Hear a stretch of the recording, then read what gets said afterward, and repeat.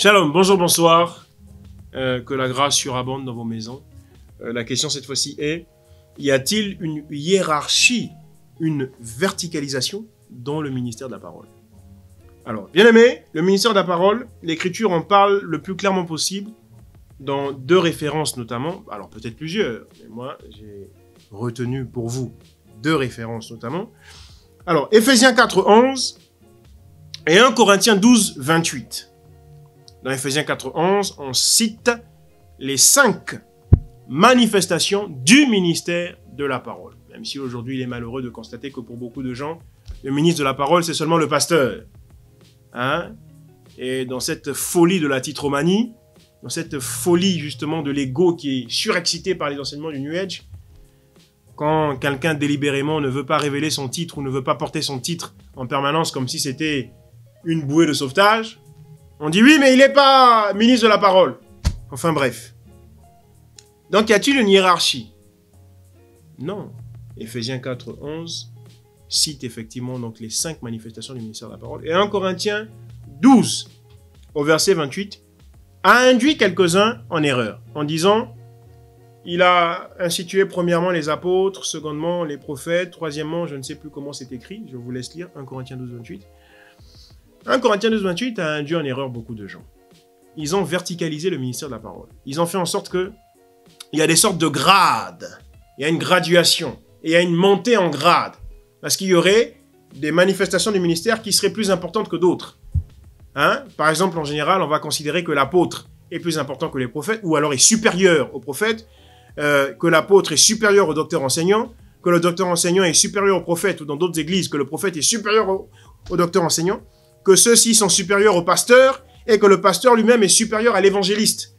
De telle manière que l'évangéliste, en général, hein, c'est quelqu'un qui est méprisé dans une église, on dit évangéa, c'est le, comme on dit en Afrique, le petit sélengue, hein, c'est le porte-valise du pasteur. Hein, c'est l'homme à tout faire du pasteur, le pasteur lui, bon évangéliste, va faire ceci, va faire cela, tout ce que je ne peux pas faire, allez, toi va faire ces tâches. Hein, c'est lui qu'on envoie dans les familles. Allez, va là-bas et puis tu viens, tu me fais un rapport. Non. Non. Et c'est au point que ceux qui avaient été nommés évangélistes, aujourd'hui changent. Au bout de 4-5 ans, quand ils voient qu'ils ont un peu plus d'assurance, un peu plus de notoriété, que les gens les suivent un peu plus, ils disent « Ah non, non, je ne suis plus évangéliste parce qu'évangéliste, c'est méprisant. » Non. Il n'en est pas ainsi, frère. Il n'y a pas de hiérarchie. L'évangéliste n'est pas le petit du pasteur. Et le pasteur n'est pas le petit du docteur, de l'apôtre ou du prophète. Ou le prophète n'est pas le petit du docteur ou n'est pas le petit de l'apôtre. Ainsi de suite. Il n'y a pas de plus important par rapport aux autres dans le ministère de la parole. L'apôtre est l'égal du prophète, est l'égal du docteur enseignant, est l'égal du pasteur, est l'égal de l'évangéliste. On ne monte pas en grade. Aujourd'hui, on voit des gens regretter. Dire, ah, moi, on m'avait ordonné pasteur, mais finalement, je préfère docteur. C'est plus prestigieux. Donc, je vais changer. On l'appelait pasteur, je sais pas moi, Nkukayengo. Et 5 ans après, on va l'appeler docteur Nkukayengo. Parce que c'est plus prestigieux.